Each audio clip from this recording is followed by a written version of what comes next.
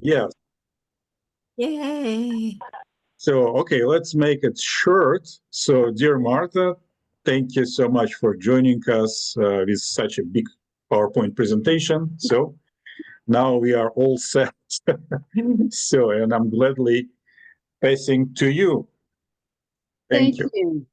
Thank you, Andre, and thank you to the Chicago branch. I apologize for being a Luddite on the computer, but here we go. I have something that I wanted to say first, and then I will start the slideshow. As above, so below, mapping the stars. We often go through life completely oblivious to what is going on in the heavens. However, it is of greatest importance to us as we journey through our lives, hoping to recognize our connection to ourselves, each other, and the influences of the heavenly spheres against the fixed constellations. Why bother, you say? Some of us are stumbling along, not knowing who we really are, letting the wind blow us hither and yon. Some of us are so connected that as we listen to the Spirit's guidance and our guardian angels, and we find our true vocation. These people are the lucky ones, the lucky few. And then there are those of us who want to do much, strive hard to meet our goals in life, and have bad luck. What is it that you want in this lifetime? How can we be accepting of our hard knocks in life with grace and forgiveness? What is it that you love to do that you can give back to humanity in service to others? How can we hope to know one another when we hardly know ourselves? Looking at your natal chart, your map, this lifetime can help us to know ourselves, give direction to a path, and may show us opportunities for action at a specific time. It's never too late to find out who you really are. In this sacred time of the Holy Nights, we can work more closely with our own biography, the past, being in the present by journaling or painting or another art form, and looking toward the future in preparation for the coming year. Looking through the lens of astrology is yet another tool we can access to help us with discerning steps on our path. This process of making art is to school ourselves in discernment. It is developing a thinking with the heart. One develops a knowing from seeing patterns, relationships, and rhythms in the birth chart and one's own biography, and thus a deeper connection to the spiritual worlds. One must slow down enough to ponder and listen. Mary pondered these things in her heart. In my own biography, my twin brother started calculating astrology charts when we were in high school. For some reason, he gave it up and I took it up. It has been my hobby and my love for more than 40 years now. Once I met anthroposophy, I had the great fortune to study with many of the great astronomers, William Bento, Brian Gray, David Tresemer, Robert Powell, and Robert Schipperkazi. I am grateful to them all and far too humble to consider myself or call myself an astrologer. I do spiritual astrology. I teach the basics and am guided intuitively when I read a chart. Throughout history, we have astrology. Way back, astrology and astronomy were one. The Egyptians were the first to cultivate and planted by the stars. During the Renaissance was probably when the astrology and astronomy began to be separated. Today, as they are still mostly separated, we are striving to unite the two again. Rudolf Steiner stressed that we gain much in understanding ourselves and the world through naked eye observation of the planetary movements against the zodiac, through the seasons and years. When we observe this, we learn more about how to work with the stars, understand more deeply how to listen and speak to the stars. Alas, we are losing our ability to see the stars as well as being able to hear them speaking to us. Light pollution will only increase in times to come. However, at the same time, our scientific explorations will also inform us, perhaps with more questions at first. I'm always wondering what and how Steiner's work informs us through spiritual science that speaks in parallel to modern scientific theories and explorations, such as the solar probe and the Hubble telescope, showing us the beginning of the stars. One of the easiest ways I've found to teach people about these relationships is with a biodynamic calendar, the Stella Natura. And now I'll start my show here.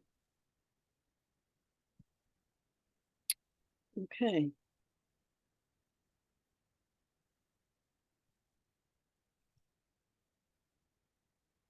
And now I want to, okay, I have to click it to keep going. As above, so below. Mapping of astrology. Have color will travel. Have color will travel. The embryo. When the time comes for the embryo to receive the spirit of life, at that time the sun begins to help. This embryo is brought into movement, for the sun quickens it with spirit. From the other stars, this embryo received only an impression until the sun shone upon it. How did it become connected with the shining sun in the womb? By ways hidden from our senses, the way whereby gold is nourished, the way a common stone becomes a garnet and the ruby red, the way fruit is ripened, and the way courage comes to one distraught with fear. Rumor. Mapping of astrology, giving you an experience of time and space, color, time, and space. I'll lead you on a journey of the evolution of human consciousness through the epochs of time, through biography and hints of mapping artists' astrological charts. Are we not called to our work on earth by spiritual beings on the other side of the threshold? Those with ears to hear. Here is the biodynamic calendar that shows us the planets at the top left and where they are in the constellations, the dates, and then it gives us through the cycles of the moon and the sun and the stars a relationship to the earth, to plants, and how to plant with them. Ita Wegman was the first anthroposophical doctor, and she had a very interesting chart. And I won't read her chart. We have little time now, but you can see over on the 12th house, she has her North Node in Pisces. And if you don't understand symbols, you can look them up later. But it has to do with her being very psychic and very able to connect with the spiritual world and to make that her destiny path and her karma with Rudolf Steiner. And this is Leon Collot d'Herbois from Clockrise. Is down at the bottom is Frau Dr. Hauschka, Herr Dr. Hauschka, Leon Collot d'Herbois sitting on the rock wall, and Francine Devillar. And then from left to right, Pamela Whitman, myself, Leon Collot d'Herbois, Karina Monk-Finzer, Helen Chamberlain, and Dolores Rose Douwenhauer. So these are the people who went to the Netherlands and studied with Leon Collot d'Herbois. And here's her rectified chart, because I don't know the time of her birth. But if you look at the 10th house, she has her sun in Sagittarius and her Mercury in Scorpio. And Scorpio has to do with creativity. So it's all about creating from the spiritual world and giving it back to humanity.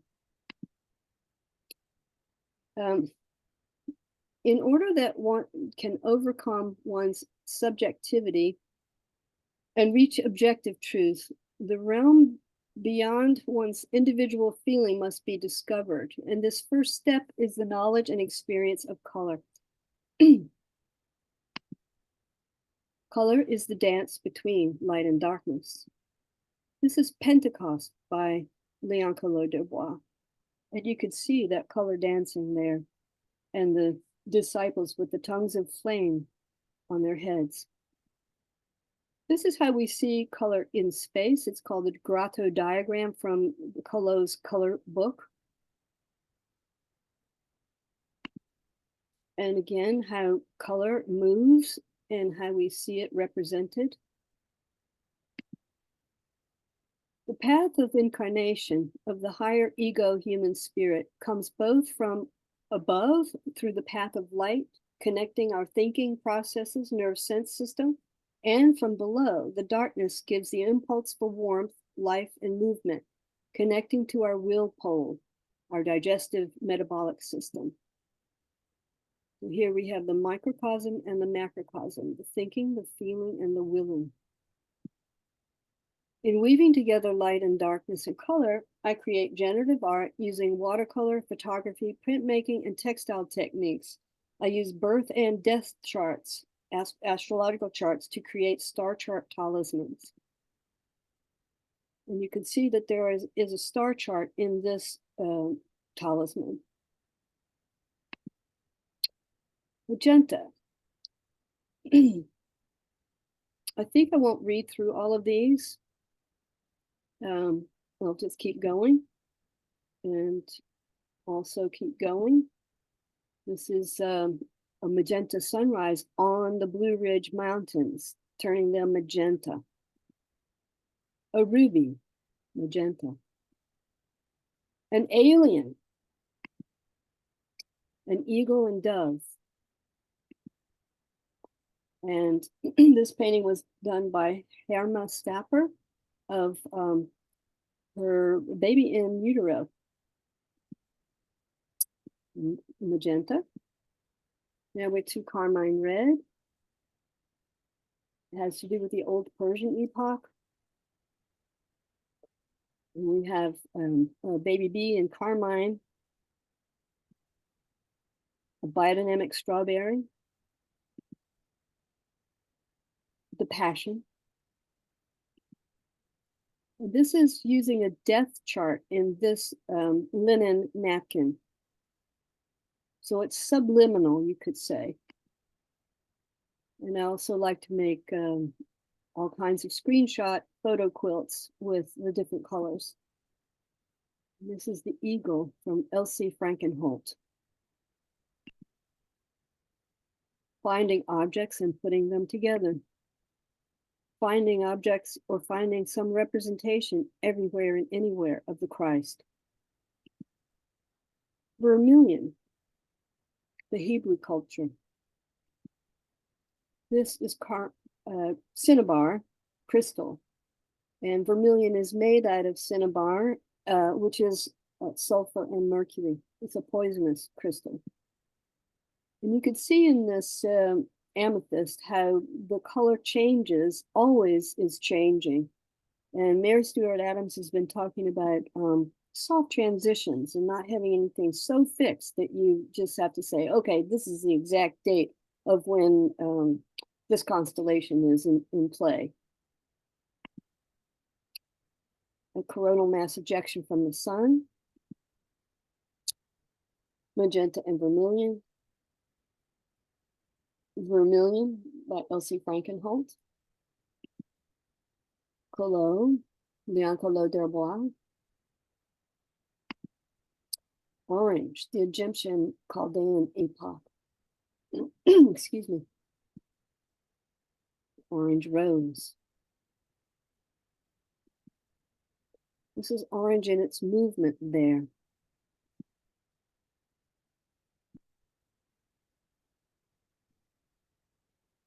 And the earth tone of the orange is burnt sienna. Another star chart talisman, you can see the roundness here. That is the chart, subliminally. Yellow. Two bees, queen bees, creating community in the hive.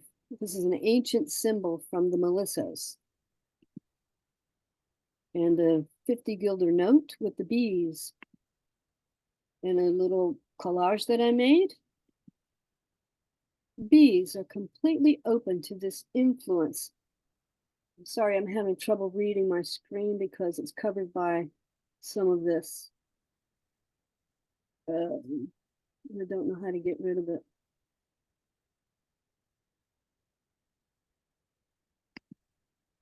But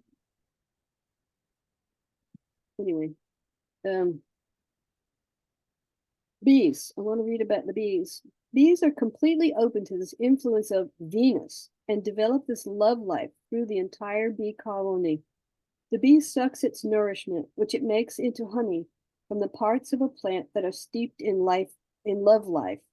And the bee brings love life from the flowers into the beehive. The living element of this thriving, germinating love that is spread out over the flowers is also contained in the honey the bees make. And that's from the bee lecture cycle. That is the essence of the beautiful, that it does not, I'm sorry I can't read the whole quote, but you can see it probably better than I can. This is a painting by Loa Schroth, Queen of the Sun. And my Queen of the Sun on the Abyss. We almost lost the eagles from DDT, and now we're about to lose all the pollinators from glyphosate. The Angel. The Collot d'Herbois. The Zen Rose. Daffodils. Lemuria, Division of the Sexes. And what is this? Does anybody know? Take a guess. Don't be afraid to speak up. I'll leave that for now, but we can come back to it. Yellow-green. The color harmony is blue-violet. The cultural period is Crete and Manoa.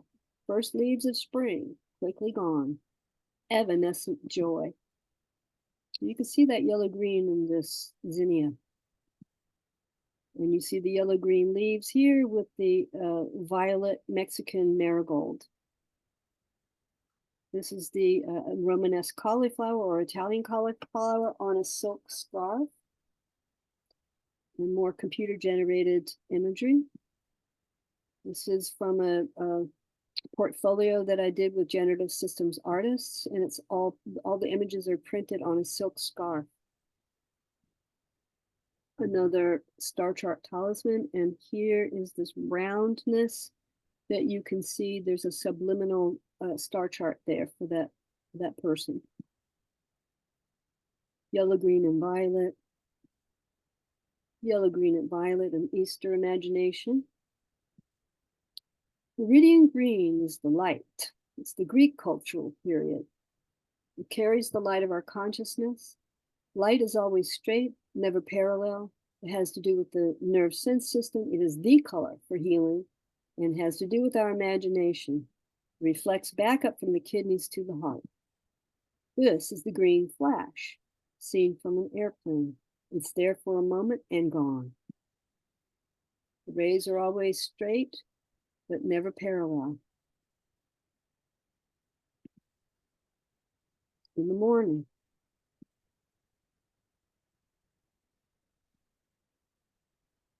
I don't know how this happened.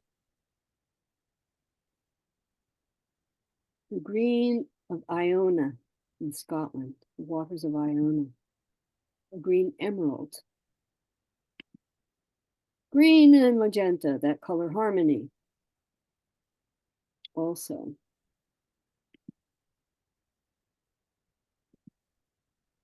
Green snake in the beautiful lily. And this is the Flight into Egypt by Collot d'Herbois, where she has viridian green used very interestingly in this painting, unusually. Turquoise, ice, the coldest of all the colors, Byzantine epoch, and you can read the rest later.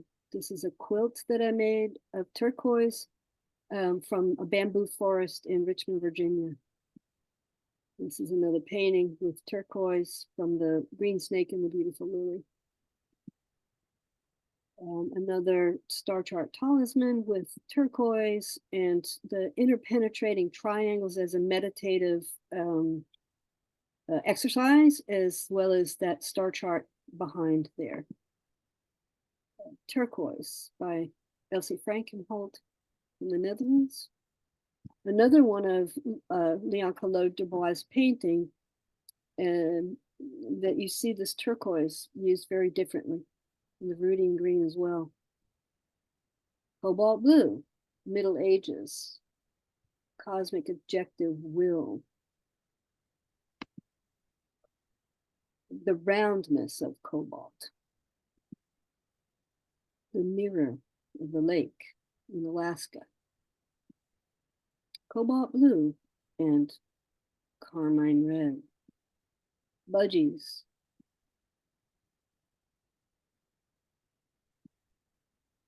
This was an accident on the cell phone, so it's very hard to get a double image on a cell phone. Elsie Frankenholt, Sophia, Mary, also. Indigo. Indigo is now. We are in indigo. The night sky with the twinkling yellow stars has to do with the sheaths of the nerves. Indigo sparks of light and yellow. Indigo gives us a second skin of protection against the outer world. It begins with the industrial age, technology, has to do with autism, the nerve sense system. Indigo separates, isolates, and in its detriment leads to depression and suicide. And what is this? Another, what is this? Does anybody know? You can let me know in the chat.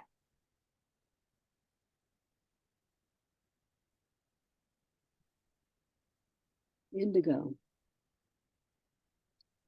Geminids.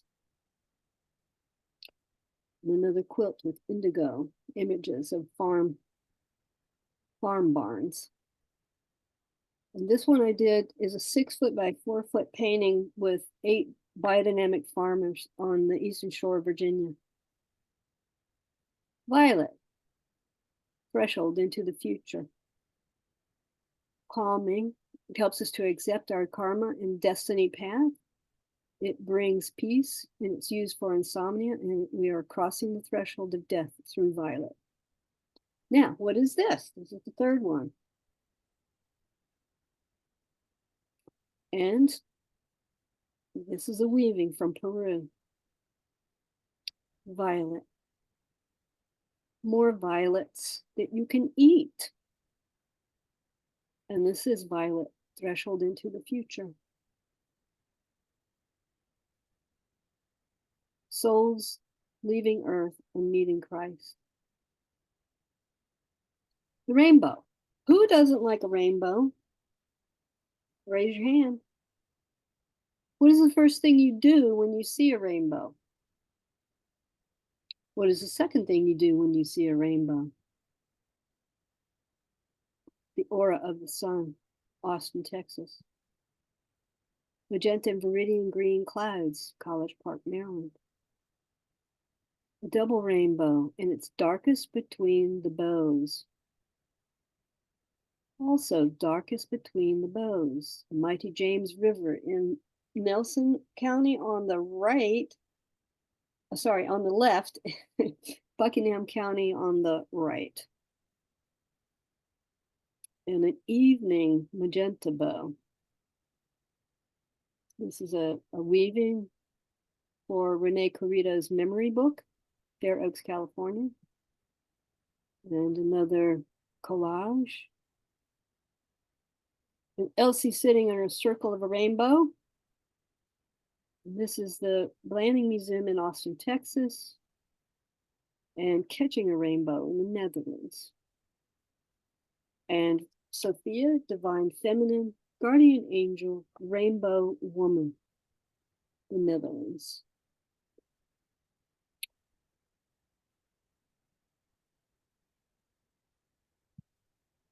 We think with the head, and the heart feels the lighter darkness of the thought. Rudolf Steiner. And that's the end. I just blasted right through that, seeing as how we started so late. So thank you for coming. Now, how do I get out of this?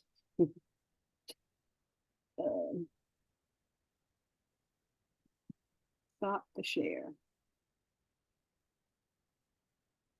Okay. There we go. Thank you. So, questions?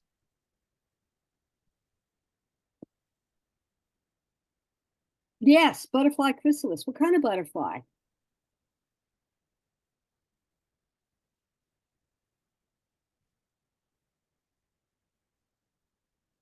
Yes, monarch. Very good. And that first one, it wasn't butter and it wasn't soap.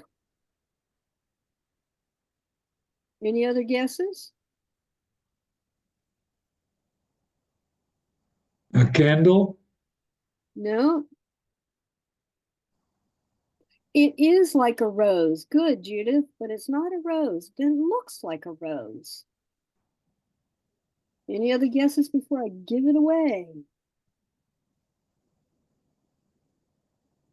Wax. That's also another good guess. It is a boiled egg. And I peeled that egg shell off and I found the rose. Oh my goodness. Yeah, really? Now, let's see. Was there another one? What is this? Oh, yeah. Right before the weaving. Does anybody know what that was?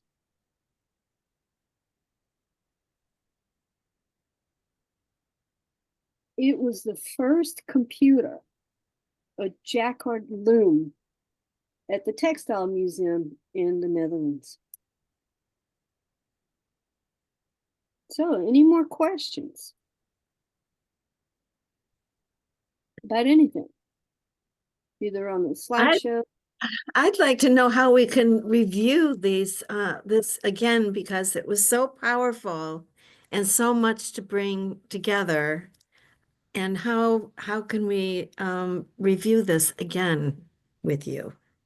Yes, I'm sure that Andre has recorded it and it will be on the branch.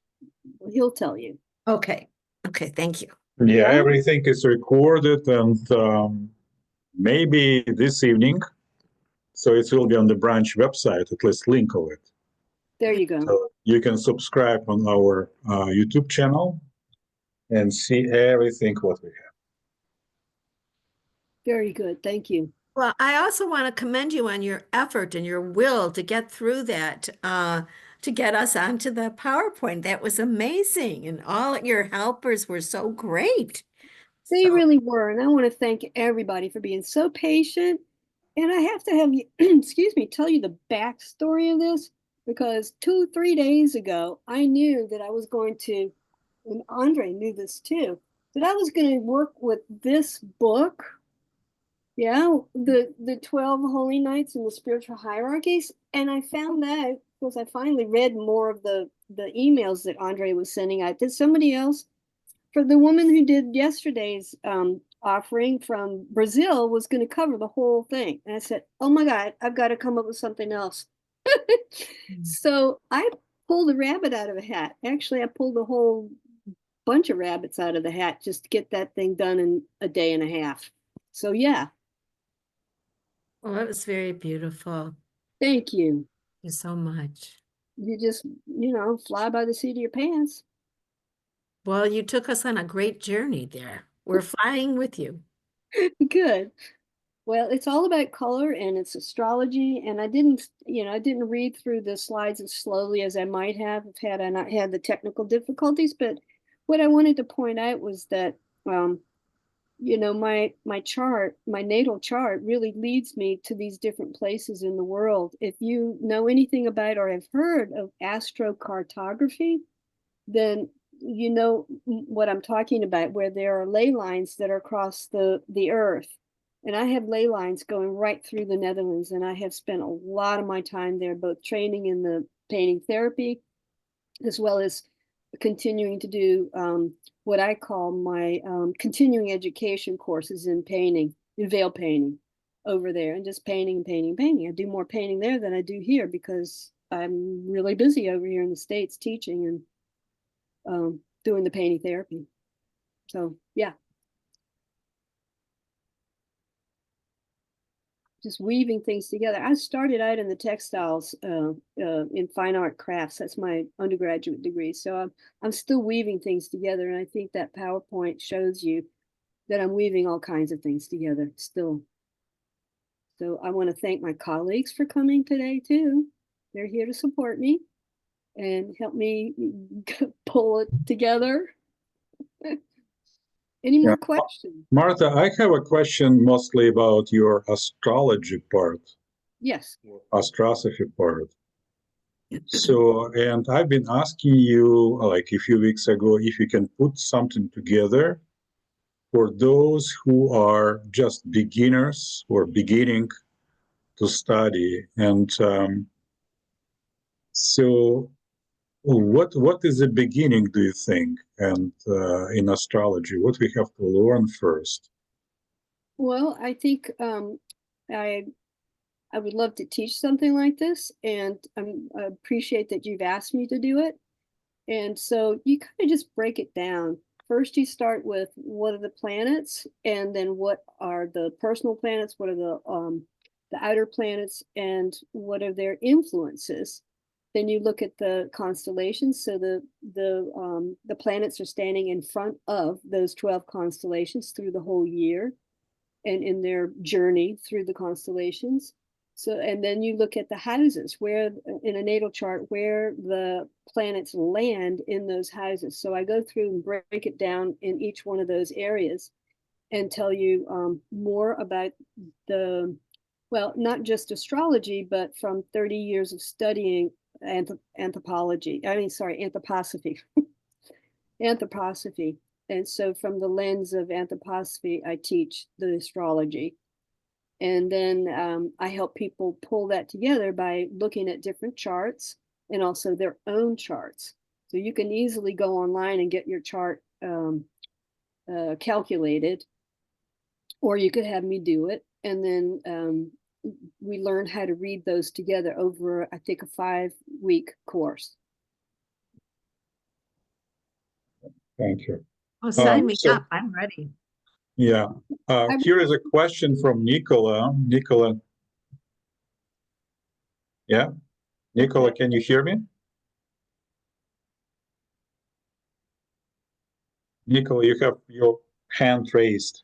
Right, yeah. Hi. Okay, excellent. Yeah, go ahead. Yeah, I just wondered where it came from, the colors related to the different cultural epochs. Does this come from Rudolf Steiner or who? Well, yes, from Steiner, but from Leon Collot d'Herbois. Uh-huh. And it's the main, I could say even textbook that we used in the Netherlands, too, from Leon Collot d'Herbois. It's called Light, Color, and Darkness in Painting Therapy. And that whole book is about this work. The other book is called Color, Colour. As in English, yeah. Mm-hmm. Yeah, so in those books it goes into, or in one of those books it goes into this relationship between Yes. with the cultural epochs. Yes, mostly in the therapy book. Right. And Okay. the color book is what I call the PhD work. Uh-huh. Yeah. Because it's complicated. Wouldn't you say that, Karina? Thank you. Yes, definitely. I mean, I think the only problem with the therapy book is that it's so dense, and there's one little chapter on each color to do with the epochs. But it's pretty intense. I would suggest you borrow it from the Rudolf Steiner library. Right now, it's over $100 to buy the book, but to look at it would be really fun at the library, and then one could actually live with the colors, that we've already traversed, and then the Right. night colors that we are moving towards. So it's what Martha was talking about, was just moving into the violet, the death color in a way, but not Right. really. It's also the life color, and then you have the colors that we can't see that are still in our unconscious. Yeah. Yeah. Midnight Yeah. Rainbow. Right. Yeah. No, thanks for that recommendation. That I think is, yeah, I mean, color is clearly so important. Does anybody relate it to musical tones at all? Most probably. There was a book that was written way back when, I can't remember the name or the man who wrote it, but he was at, I think, at Park Atwood Clinic a long time ago, and he wrote a book on how that was related to the backbone, the tones, and colors.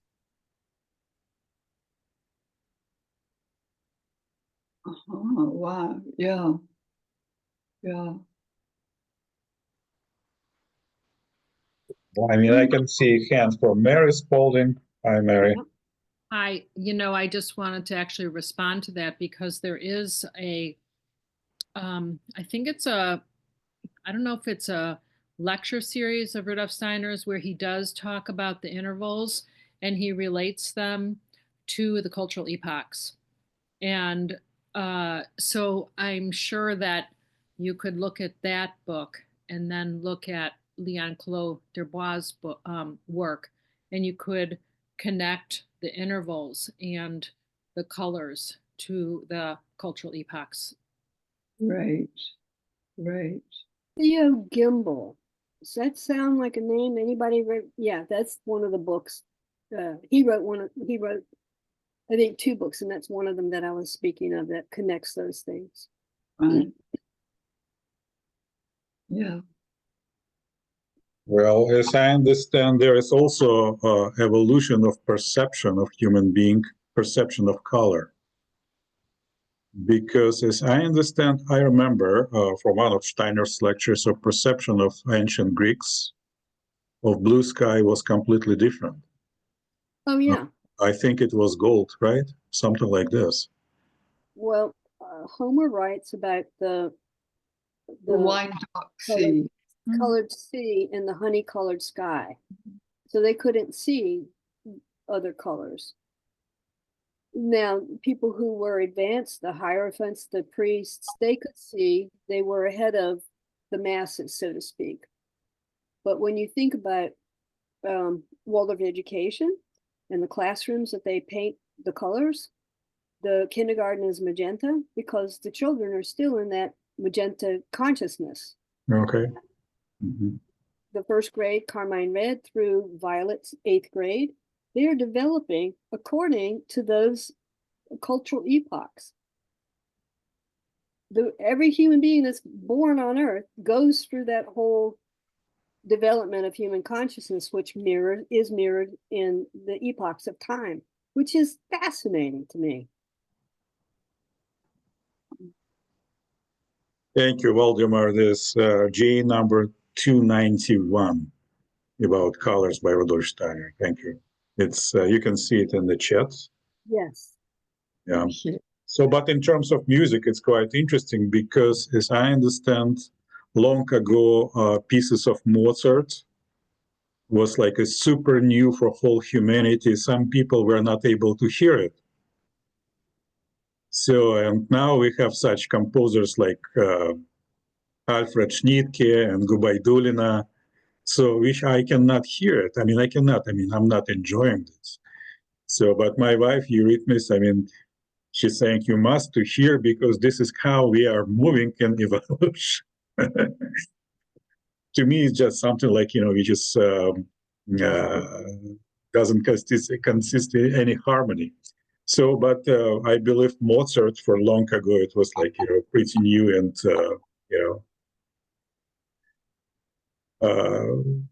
not comprehensible for many listeners. So we're moving from pentatonic, we're moving two colors too, we're moving from pentatonic to seven, Right. It's a scale of 7, but now we are moving somewhere else. There you go. Thank you, Mary.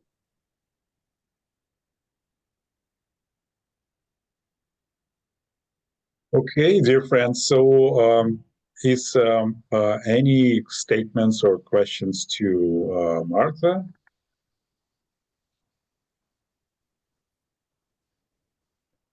I want to thank the man who helped us towards the end there too, that got me. Oh yeah, very, very, very much. So Thank you. So, and thank you for Mary, Spalding, and Corinne for solving the problem.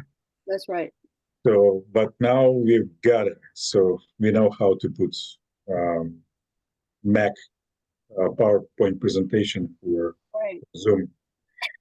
It really showed me that, you know, the world is still with PCs and not Macs. Yeah, it's two different systems. It is that. So, dear friends, tomorrow we have representatives of different painting schools. We have So we another have Van James from Hawaii, and he is an artist, and he representing Wagner School of Painting. So, and well, please come again.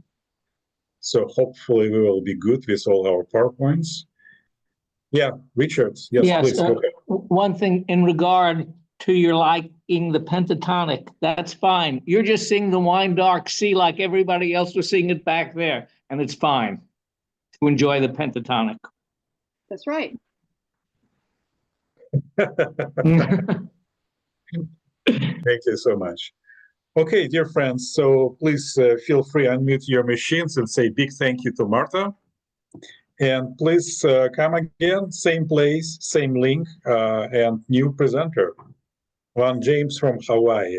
Please wear Hawaiian shirt for it. I have one. Thank you, Martha. Yeah. Thank you, Martha. Thank you, Martha. Thank you, Thank you, Martha. Martha. Thank you so much. Thank you. Thank you. You're Thanks for coming. Thank you.